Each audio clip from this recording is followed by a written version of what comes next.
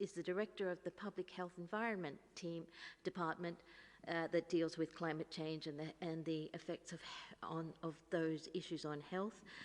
And we also have, as always, Dr. Maria Van Kerkhove, our technical lead for COVID. And joining us remotely is Dr. Mike Ryan, our Executive Director for the Health Emergencies Program. So, as usual, we are translating this simultaneously in the 6 official UN languages, plus Portuguese and Hindi. And remember that under the Zoom system, you need to go to the Korean button to use Arabic.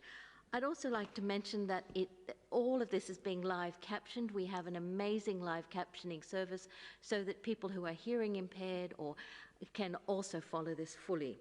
And we really appreciate the work of the live captioners.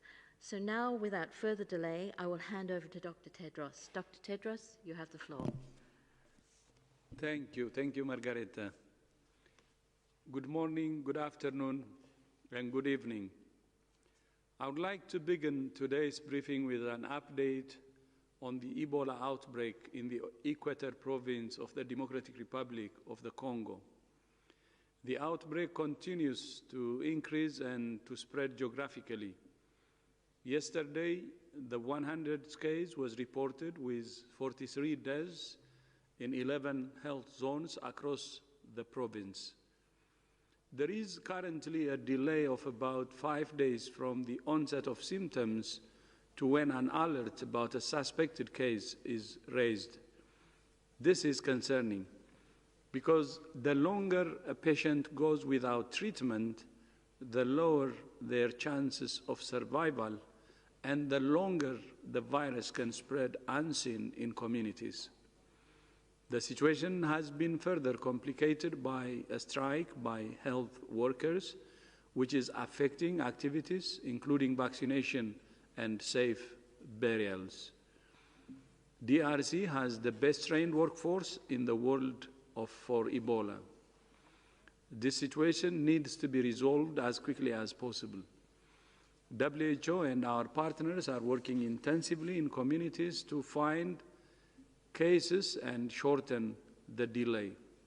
We are also supporting the government of DRC to take a stronger role in the response and to prepare areas that have not been affected so far.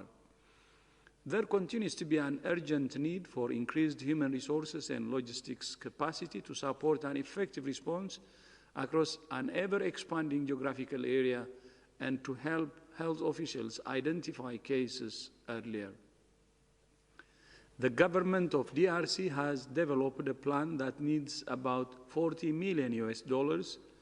We urge partners to support this plan. Now to COVID-19. Last month, my colleague, Dr. Maria Van Kerkhove, contacted a group called Long COVID SOS, representing patients with long-term effects from COVID-19 infection. This afternoon, I had the privilege of speaking with them. They told us about their experience and the ongoing challenges they face. These patients want 3 things: recognition, rehabilitation, and research. Recognition of their disease, appropriate rehabilitation services, and more research to be done into the long-term effects of this new illness. Although we have learned so much about this disease, we only have less than 8 months of experience to draw on. We still know relatively little about the long-term effects. My message to these patients was, we hear you loud and clear, and we're committed to working with countries to ensure you receive the services you need and to advancing research to serve you better. Globally, there are now more than 22 million reported cases of COVID-19 and 780,000 deaths. But it's not just the numbers of cases and deaths that matter. In many countries, the number of patients who need hospitalization and advanced care remains high, putting huge pressure on health systems and affecting the provision of services for other health needs. Several countries around the world are now experiencing fresh outbreaks after a long period with little or no transmission. These countries are a cautionary tale for those that are now seeing a downward trend in cases. Progress does not mean victory. The fact remains that most people remain susceptible to this virus. That's why it's vital that countries are able to quickly identify and prevent clusters to prevent community transmission and the possibility of new restrictions.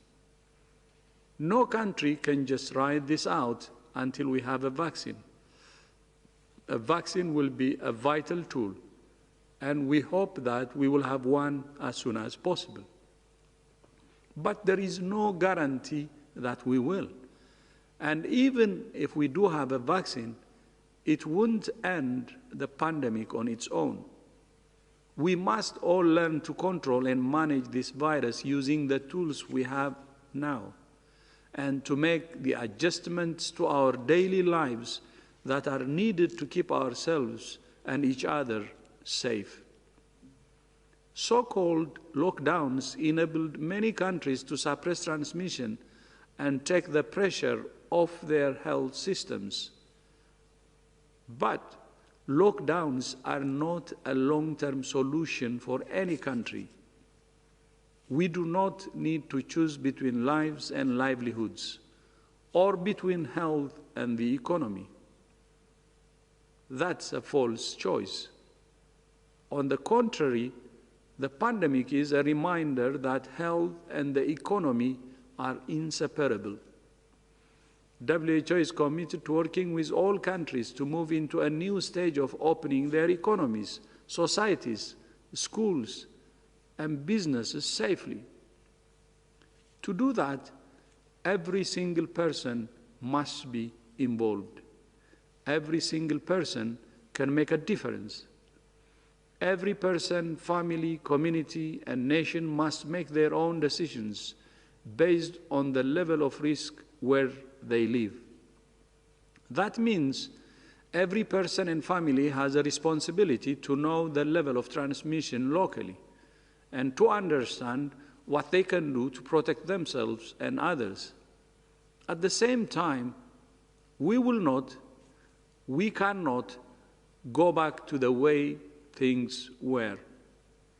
Throughout history, outbreaks and pandemics have changed economies and societies.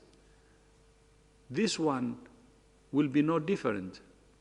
In particular, the pandemic has given new impetus to the need to accelerate efforts to respond to climate change. The pandemic has given us a glimpse of our world as it could be: cleaner skies and rivers. Building back better means building back greener. In May, WHO published our manifesto for a healthy and green recovery, with 6 policy prescriptions for protecting nature, investing in water and sanitation, promoting healthy food systems, transitioning to renewable energy, building livable cities, and stopping subsidies on fossil fuels. In July, we added actionables for each of these policy prescriptions, providing 81 concrete steps for policymakers to build a healthier, fairer, greener world. Since then, over 40 million health professionals from 90 countries have sent a letter to G20 leaders to call for a healthy recovery from COVID-19.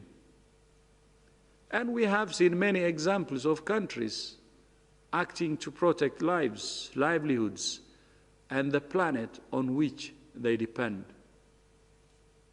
Nairobi, Kenya is improving parks, adding urban forests, building more sidewalks, and improving drainage.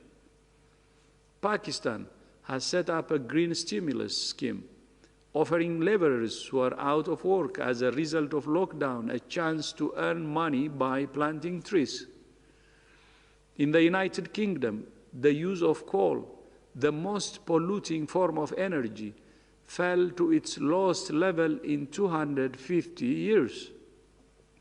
Spain is becoming one of the world's fastest decarbonizing nations, with 7 of the country's 15 coal-fired power stations recently closed. Portugal has announced it will become coal-free by next year. Chile has committed to reducing air pollution and black carbon. Great cities such as Paris have committed to becoming 15-minute cities where every service can be easily reached by foot or bike, reducing air pollution and climate change.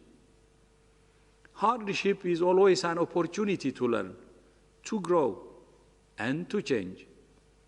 COVID-19 is a once-in-a-century health crisis, but it also gives us once-in-a-century opportunity to shape the world our children will inherit, the world we want. I thank you. Thank you, Dr. Tedros. I will now open the floor to questions, and I would remind everybody that if you wish to ask a question, please use the raise your hand icon to get in the queue to ask your question. I'll also apologize now to those who miss out, as we have hundreds of people connecting, and ask those who do get to a question to please restrict your question to one question. Now, the first question goes to Imogen Fuchs at BBC. Imogen, could you unmute yourself and ask your question? I'm interested in this report that seems to have come from Singapore, that there seems to have been a new and less, or kind of weaker version of the virus has been detected that doesn't cause such grave effects in many people. Do you have any comment on that? Yes, thank you, Imogen, and thanks for the question. So I'll begin. Yes, so I think, as you know, we have our laboratory network is monitoring and following all changes in the virus. And as you know, there are, I don't know exactly as many today, more than 80,000 full genome sequences that are currently available. There is a study that was recently published from the Republic of Korea looking at a mutation in the S gene that we are aware of, which encodes in the spike protein. And so our group is looking at that. So these mutations are common, as we have mentioned, that these are changes in the virus. And there are many known changes that are happening. This is what viruses do. Most of these mutations don't cause greater or lesser infectivity or severity. And this is one of the ones that we are looking at. So we have a special working group that we have formed, which is not only identifying different mutations that are being identified and being reported in the sequences that are being shared, we're actually looking at how do we better understand what these mutations mean in terms of the way that they behave. So this is one of the mutations that we will be looking at, and much more research is needed on all of these potential changes in the virus. Thank you, Dr. Van Kerkhove. The next question goes to Bayram from the Anatole Agence. Bayram, please go ahead, unmute yourself, and please go ahead with your question. Thank you very much for taking a question. European, can you hear me? Hello? Yes, we can. There's a little interference, okay. But we can hear you. Okay. Europe could not suppress the COVID-19 outbreak in the summer. In addition, recently in countries such as Spain, France, Germany, Switzerland, and Turkey, daily cases have started climbing. Autumn's ahead. What do you recommend around the reopening of schools in European countries?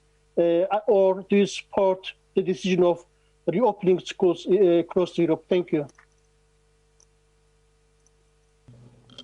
So thank you for the question. I understand the question is around the reopening of schools. This is a major concern over the opening and closing of schools globally. As we've mentioned before in these press conferences, what is important when we consider schools is we consider the context in which schools are operating. Schools do not operate in isolation. They operate in communities, and they work in communities. And if there is the virus circulating in those communities, if there's widespread transmission in those communities or intense transmission, it's possible that the virus can enter the school system. And so it is important that what is done in the community of trying to reduce transmission and bring those outbreaks under control is really what the focus needs to be, then to consider opening schools. What we've done as an organization is we've outlined considerations for decision makers about the partial opening or reopening of schools. Remember that schools operate differently globally. They have different types of building structures. They have different types of age groups that they include by various ages. And so what we've done is we've outlined a number of considerations for the schools. First of all, taking into consideration the circulation of the virus in the area where the school operates, where the children live that go to that school, and where the adults that work in that school live. And then look at what are the types of control measures and prevention measures that can be put in the schools, such as physical distancing, such as washing of hands and making sure that there's hand washing stations or alcohol-based rub, making sure that there's good ventilation, making sure that masks could be worn if appropriate. And so there are a number of considerations that are outlined. Schools need to also have plans in place so that if there is a suspect case, that there are clear plans of what to do and how to quickly test and do contact tracing if necessary. But those plans need to be clearly outlined. And also to have good communication.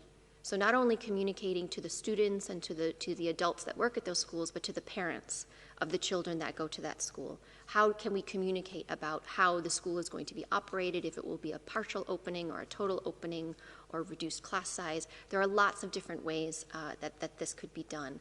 I think we all recognize the importance of schools for children of every age.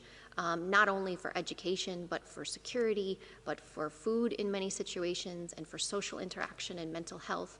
So there are a lot of reasons why it's very important that schools can reopen safely. But it's really critical, I will say again, that it is important that we bring outbreaks under control and transmission under control in the area where those schools operate. Thank you very much, Dr. Van Kerkhoff. The next question we're going to South Africa for the next question, to Sophie from the South African Broadcasting Commission. Sophie, could you kindly unmute yourself and ask your question? My question is directed to the director, Dr. Tedros in particular. We have a situation in many countries where we see the health workers complaining, protesting, and even embarking on strike because they don't have the PPE. But on the other hand, we get reports of officials in different parts of the world, in the government systems, abusing and engaging in corrupt activities, particularly monies earmarked to combat this pandemic that is ravaging the world. What is your reaction? Are you watching? Are you monitoring? Are you concerned? Maybe I could take a quick stab at that. Can you hear me? Very Margaret? well. Yes, no, I think Dr. Tedros has said this many times. We've seen the best of people in this response and in this pandemic, and we've certainly seen the worst of people, and certainly corruption is something that is not new to the world. And at this point, it's really, really important that governments govern and that we see very clear, transparent action by governments. In the case of health workers and others, it is very, very tough for health workers to continue to operate when they don't have appropriate PPE or they're not receiving payments that can feed their families. So it's equally important that governments focus on ensuring that frontline health workers have adequate pay, have adequate conditions, adequate safety. They are our heroes, they are in the front line. But it's also important that those workers too recognise that they have to put in place, if they are taking action, they also have a moral duty to their patients as well.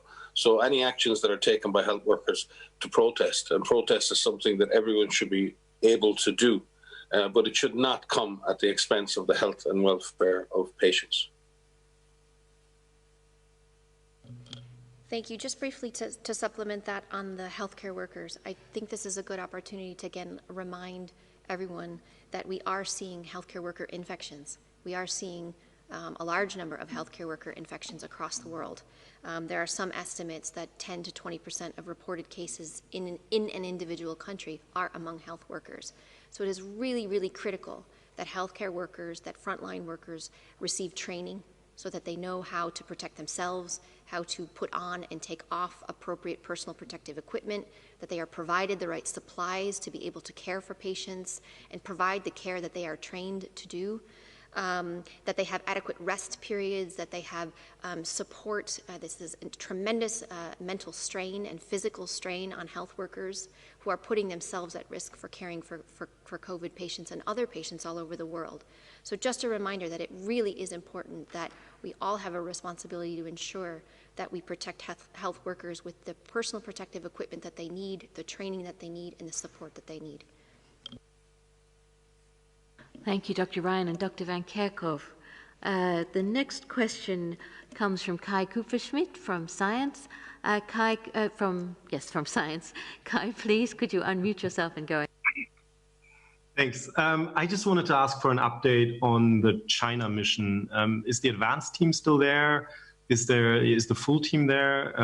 Just curious where that's at, what you can tell us about what's happening.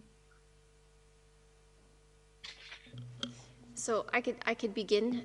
Mike may want to jump in. So the advanced team has returned. The advanced team spent a few weeks there with Chinese counterparts to work with them and to learn from them of the ongoing work that has been ongoing to look at the SARS-CoV-2 origin and to develop terms of reference for phase 1 and phase 2 studies, so shorter term studies that need to take place where the first cases were identified, and longer term studies to fully understand the origins of the virus.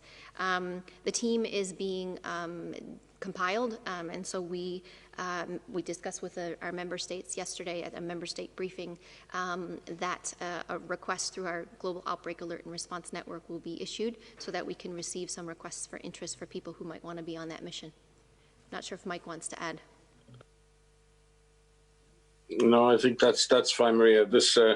It's important that the mission goes ahead, but there's also a number of preliminary studies that need to be carried out as well. And our colleagues in China have discussed those in depth with the advanced team, and we hope that those studies can begin as soon as possible. And what we're hoping is that the international team can begin to work on a remote basis with our Chinese colleagues and then join them in the field at the appropriate time when we've got the appropriate arrangements in place. Thank you, Dr. Ryan and Dr. Van Kerkhove. The next question, we're going to Mexico, to Alejandro from Medicina Digital. Alejandro, please unmute yourself and ask your question. Sí, gracias. Buenos días, Alejandro Alemán de Medicina Digital. México, con 126 millones de habitantes, realiza en promedio 14,000 pruebas PCR diariamente. ¿Es adecuada esta cantidad para el control de la epidemia? Las pruebas se aplican a través de una red de 23,000 unidades médicas distribuidas en un territorio de 9.3 millones de kilómetros cuadrados. Gracias.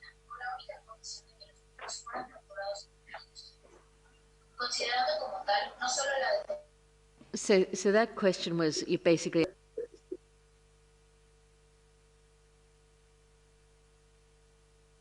Sorry, I'm just repeating the question for Dr. Ryan because he doesn't have the simultaneously translation. That question was about are we spending enough, or is enough being spent on the response, specifically for Mexico, I understand, Alejandro, and testing. I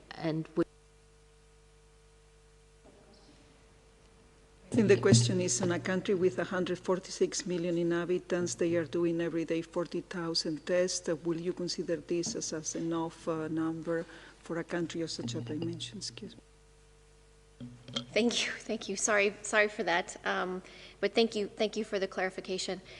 We do get quite a lot of questions about how much testing is enough testing, and we receive a lot of questions specifically as you have phrased that. The answer to that is it really depends. It depends on the situation that is happening in terms of transmission. What WHO recommends for testing is to test suspect cases, and there are definitions for suspect cases.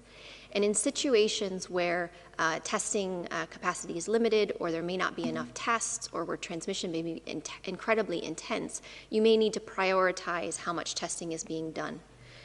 For me, what is a very helpful metric is looking at your percent positive. How many of those tests that are being done come back positive?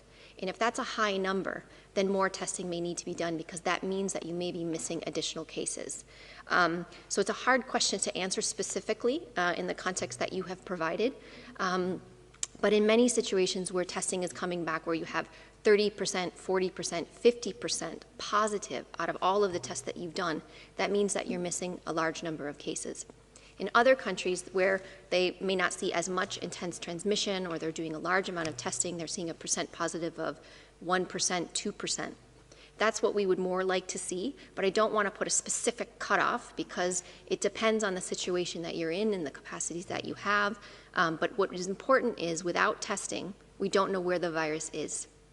And without testing, it's very difficult to put in place the public health measures that need to take place. With active case finding, we are detecting cases that are infected with the virus, that are potentially transmitting that virus to somebody else. We can carry out contact tracing, which is identifying all of the contacts around a confirmed case and putting them in quarantine, and so on and so on. So testing is a very important part of that strategy.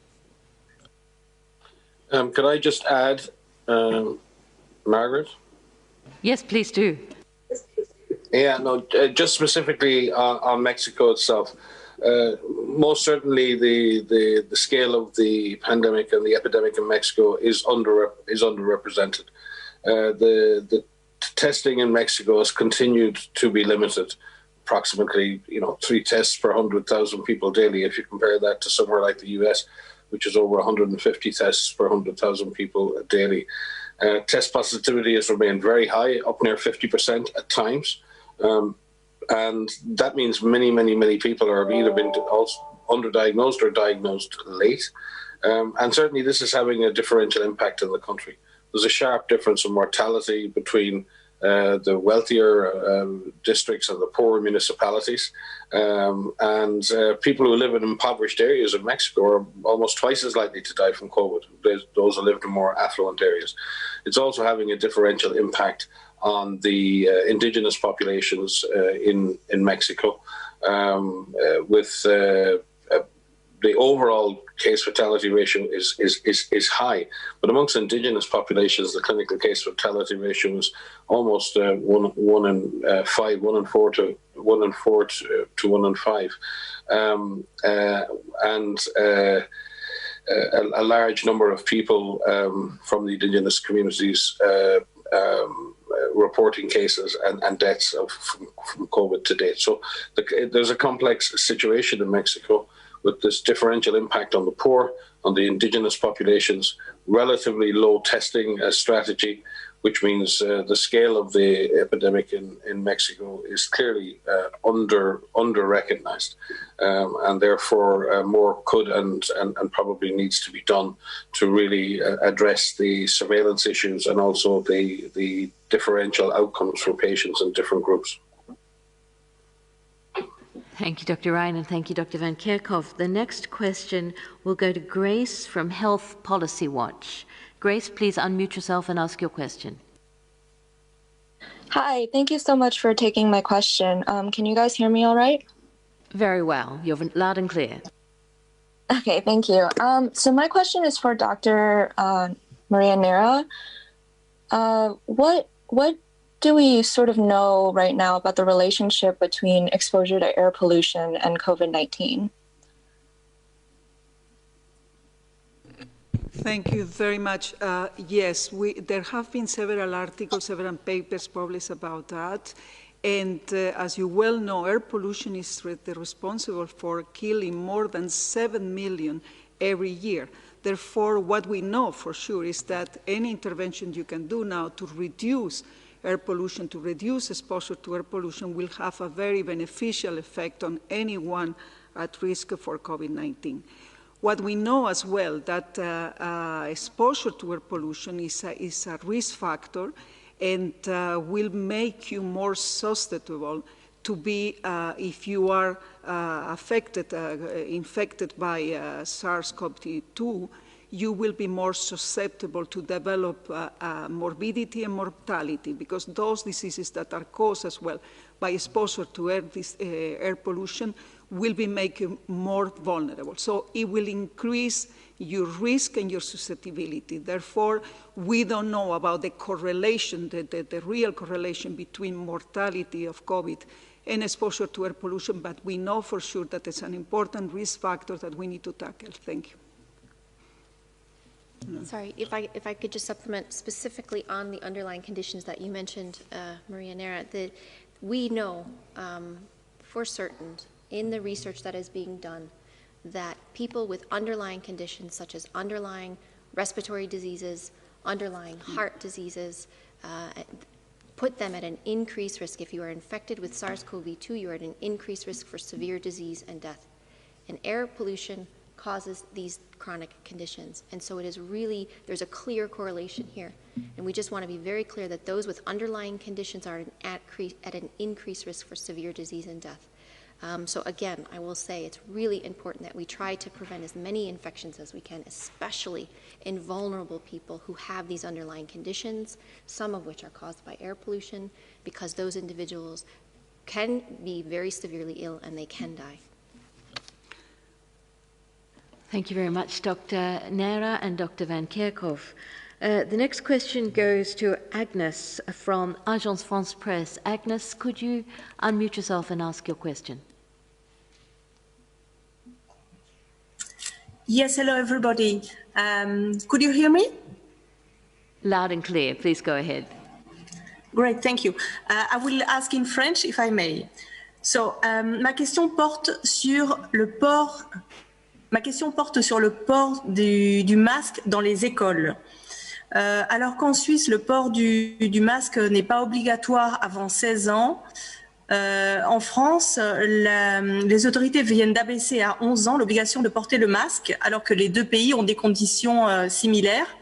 Est-ce qu'il y a des éléments scientifiques qui montrent l'importance du rôle des enfants dans la transmission? Est-ce que vous avez des informations nouvelles à ce sujet? Et donc voilà, sur l'âge du port du masque dans les écoles. Merci. So thank you for the question. I will begin. Yes, so there is a lot of research that is happening right now on children of different age groups. And we're learning, we are constantly learning. So one of the things we know about infection in children is that children can be infected, children of all ages can be infected with the SARS-CoV-2 virus. Luckily, the majority of children that are infected with this virus do tend to have mild disease or asymptomatic infection. But there are some that can develop severe disease, and there are some children, unfortunately, that have died. What we understand about transmission in children is limited. There are some studies that are looking at transmission by age groups, looking at under 5s, for example, looking at up to 10 years old, looking at teenagers, and looking at young adults. These studies are preliminary, and there are few that are available, but there are more that are being conducted. And there appears to be a difference in transmission by age group, with the younger children able to transmit less than teenagers, for example. But this data is really limited, and there are some studies that are ongoing. WHO and UNICEF will be issuing guidance on the use of masks in children, and we break this down by age. The guidance will be available in the coming days, if not today, where we give advice to decision makers, and we give advice to public health officials and child health professionals and educators about making the decision about when and where masks can be used. And we break those recommendations down by age, looking at under 5, looking at 6 to 11, and then looking at over 12. But again, there's limited information that we have on children. There are more studies that are being done. We're working with a large number of partners, including UNICEF. We have a technical advisory group that we have established to specifically support us on understanding and advice for educational institutions, knowing that different institutions look differently across the globe. Thank you very much, Dr. Van Kerkhove. Margaret, can I just add? Margaret, can Please I just do. add? Go ahead. Not specifically on schools, but I think it's. I think it's important when we look at masks. Masks are a great tool. They're very useful as part of a comprehensive strategy to stop and break chains of transmission. But it's also very important when we talk about the context of schools or the wearing of masks in schools, and as that guidance emerges, that the wearing of masks is not an alternative to physical distancing. It's not an alternative to hand washing. It's not an alternative to decompressing class sizes. It's not an alternative to all of the other measures. Just because kids or others put masks on does not mean we can forget about the other measures. In fact, it would decrease the benefit of masks if people close physical distance, don't wash their hands, and we may end up losing the benefits of some interventions while gaining the benefits of masks. The real advantage of masks is using masks as part of a comprehensive strategy in the right place at the right time in order to reduce transmission and reduce exposure. And in doing that and in using masks as part of a comprehensive strategy, they can be extremely useful. But they are not an alternative to a strategy. They're not an alternative strategy in themselves. And therefore, it's really important, especially in the context of schools, that the school is an environment, and as Maria said, it's in a community, it's part of the community's transmission dynamics, and managing the risks of transmission in schools and detecting those risks and dealing with them, masks can be an important part, but they're only one part of a complex equation that school authorities and governments need to put in place. Thank you, Dr. Ryan, and thank you, Dr. Van Kerkhove. For the next question, we'll be moving back to the region of the Americas, I suspect, because it comes from Jamil Chade, who is a Geneva correspondent for major Brazilian outlets. Jamil, please unmute yourself and go ahead. Thank you very much, Margaret. Hello to everyone. This is a question probably to Dr. Ryan. I would like you to basically tell us what else can Brazil do because the number of deaths continue to be extremely high. If you could give us a little bit of a readout on the situation in Brazil at the moment and whether the peak has already been reached or this is very hard to predict. Thank you very much, Dr. Ryan. Hi. Yes, the situation in Brazil has somewhat stabilized in terms of the number of infections detected per week. Certainly the intensive care units across Brazil are under less pressure than they were before. And when we look at the weekly incidence across many of the regions, the R0 or the R0 across the country has reduced. And the sort of acceleration of cases has stabilized, but there's still a very high number of cases in the order of 50 to 60,000 a day and a large number of deaths. And, you know, again, credit to the health workers and to the communities in Brazil for taking the necessary actions to stabilize the situation. The question is this a lull? Can this be continued? And can we see that downward trend? And there is a clear downward trend in many parts of Brazil, but there are also areas in which the disease is still very prevalent. It's still unstable in its transmission. So we're in that sort of difficult period in Brazil where things could look like they could be getting better, but it now requires a very, very strong and dedicated approach to drive transmission down and to continue to protect the health system. Now, within those numbers, Brazil is a very big country. There are areas that are experiencing increases, but in general, the trend in Brazil is stable or downwards, and that needs to keep going because Brazil has been contributing a huge proportion of global cases in this pandemic for a long number of weeks and months now. And any success in Brazil is a success for the world. Because if Brazil, countries like India, countries like the US and other large countries control the disease, then that's not just contributing to national numbers going down, but that will ultimately contribute to the overall impact of the pandemic being reduced. So still much to do in Brazil, but again, the health system continues to cope. The positivity rates are still higher than they necessarily should be, but the pattern is clear. The question is whether that pattern can be sustained in a downward direction in the coming weeks. Thank you very much, Dr. Ryan.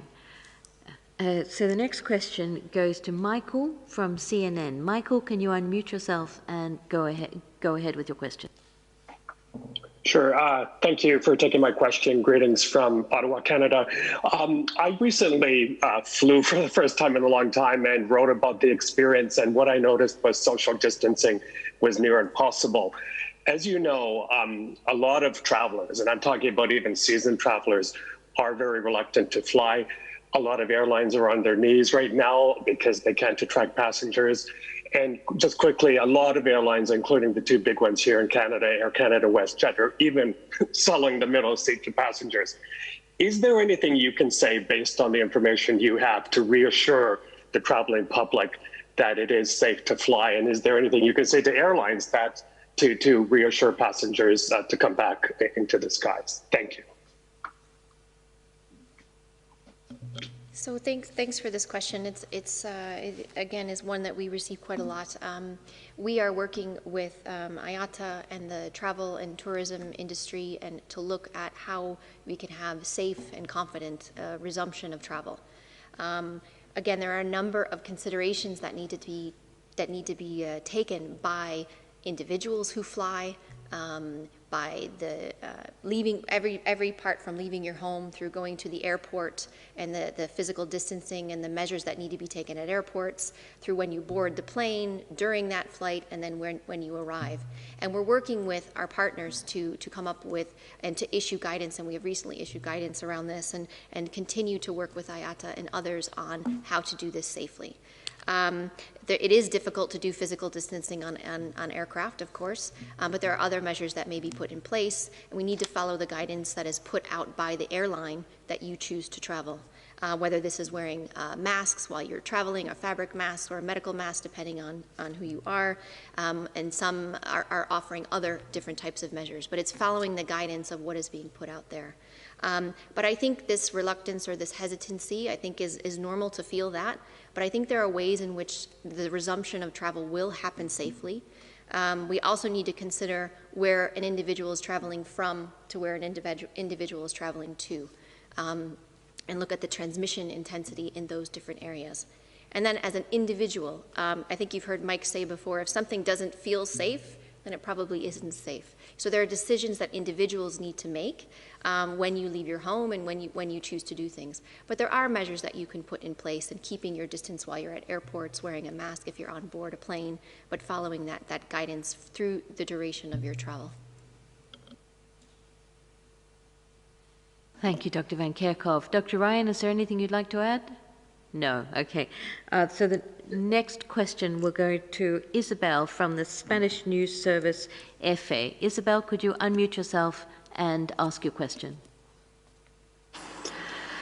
Yes, good afternoon. Today, a judge in Madrid has revoked a measure to ban smoking on the street in case social distancing cannot be respected. And this happened in the region where the infections are increasing faster in Spain.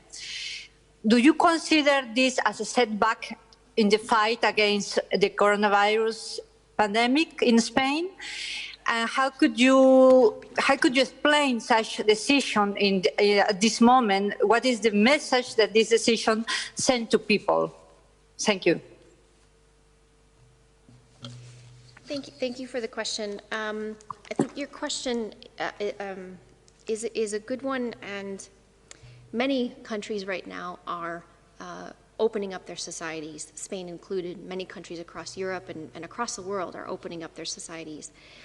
Some countries are seeing resurgence in activity, in transmission, in the form of clusters, in the form of small outbreaks, or seeing increasing in numbers. And this is happening across a large number of countries right now.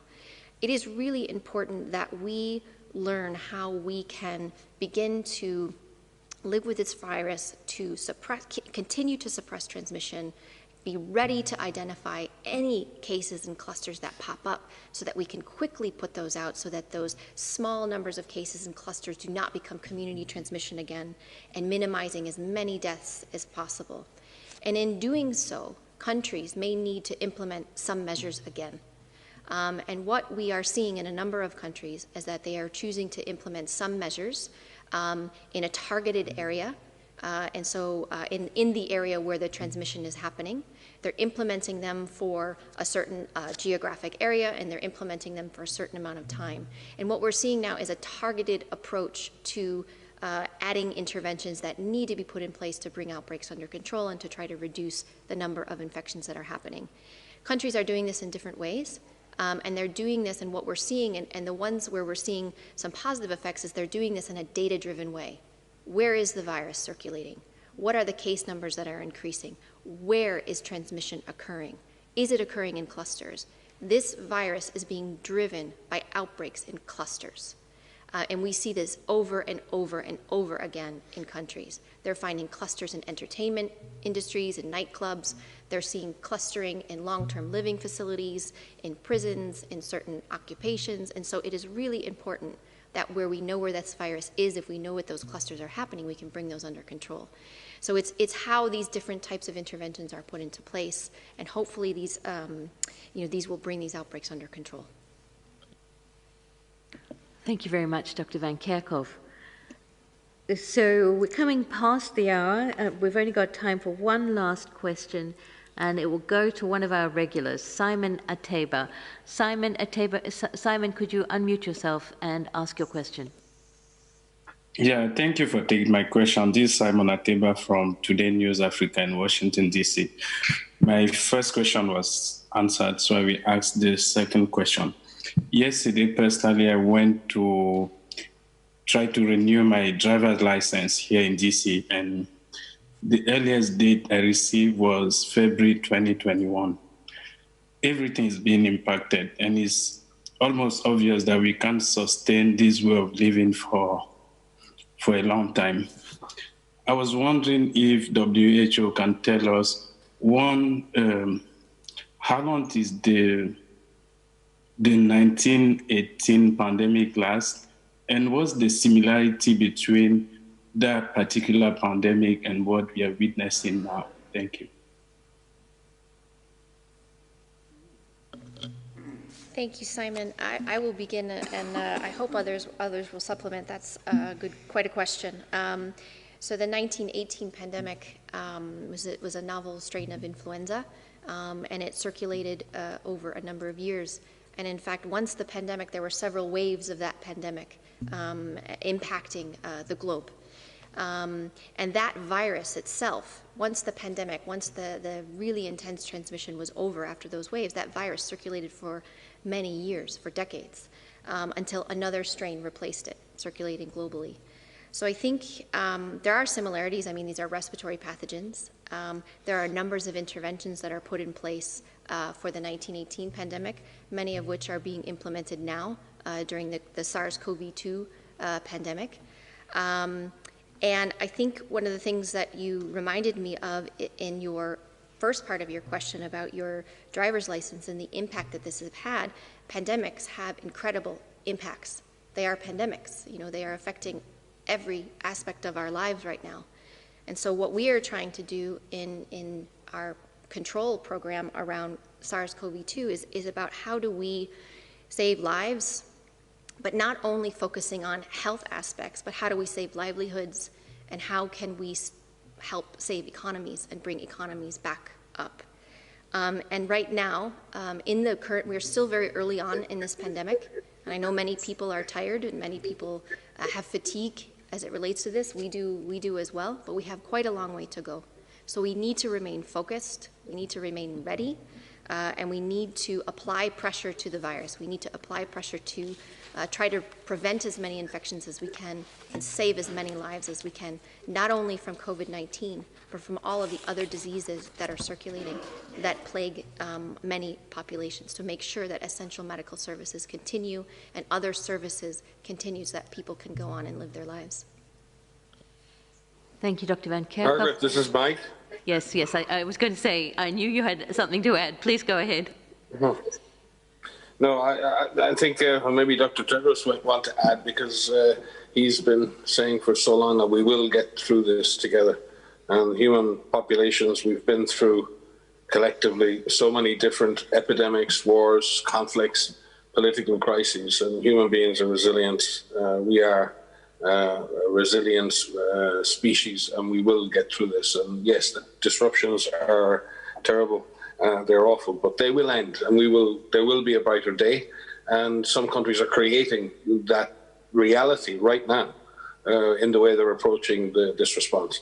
What we do need to do is get real. We need to be very, very serious and dedicated in our efforts to suppress this disease, reduce mortality, and learn to find a way to control and suppress this virus, learning to live with it in effect, and then hopefully bring online vaccines that will ultimately help us to bring it under control. But with regard to the 1918 flu pandemic, it was as Maria said, in 3 waves. And it took about 15, 16 months for those 3 waves to pass. In fact, in the US, the second wave, which started in the fall of 1918, was actually the wave that caused the most damage in terms of deaths.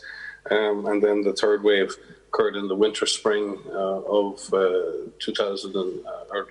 1919, sorry. And so it took 3 waves for the disease to infect most of the susceptible individuals and then settle down probably into a seasonal pattern. For example, the seasonal flu we have now contains the pandemic flu virus from 2009. So very often the pandemic virus settles into a seasonal pattern over time. So yes, but this virus is not displaying similar wave-like pattern. Clearly, when the disease is not under control, it jumps straight back up. But from that perspective, the classic wave pattern of the 1918-1919 pandemic was very clear. But it did take 3 complete waves for that disease to spread around the world and infect most susceptibles. But the second wave was actually the most impactful in terms of deaths and hospitalizations, particularly in the US.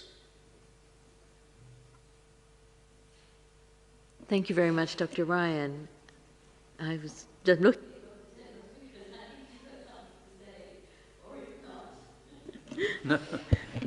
I think it has been said, but the waves that have been described actually, they took 2 years from, I think from February 1918 to April 2020, 2 years. So it took 2 years to stop, to end. And in our situation now with more technology and of course with more connectedness, the virus has better chance of spreading. It can move fast because we are more connected now. But at the same time, we have also the technology to stop it and the knowledge to stop it. So we have a disadvantage of globalization, closeness, connectedness, but an advantage of better technology. So we hope to finish this pandemic before less than 2 years, especially if we can pull our efforts together and with national unity, global solidarity. That's really key, with utilizing the available tools to the maximum and hoping that we can have additional tools like vaccine.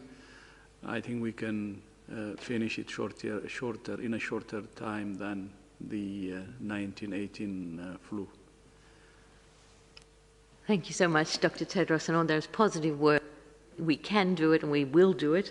I will close this press conference and thank everybody for your excellent questions.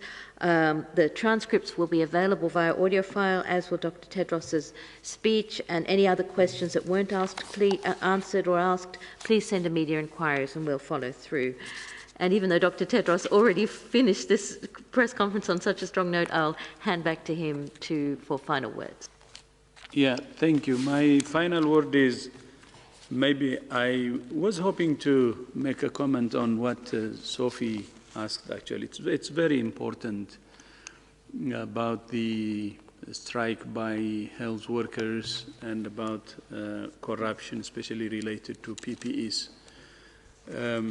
I agree with Mike that when health workers protest or strike, it should be in a way that doesn't affect the service they provide to those who need it most.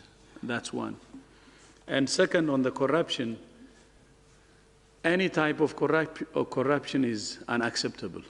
No level or any level of corruption is unacceptable, or any type of corruption is unacceptable. However, corruption related to PPE, life-saving, for me, it's actually a murder. Because if health workers work without PPE, we're risking their lives. And that also risks the lives of the people they serve. So it's criminal and it's a murder. And it has to stop if it's happening anywhere. Thank you. And finally, I would like to thank all who have joined today, and look forward to seeing you in our next press conference. Thank you.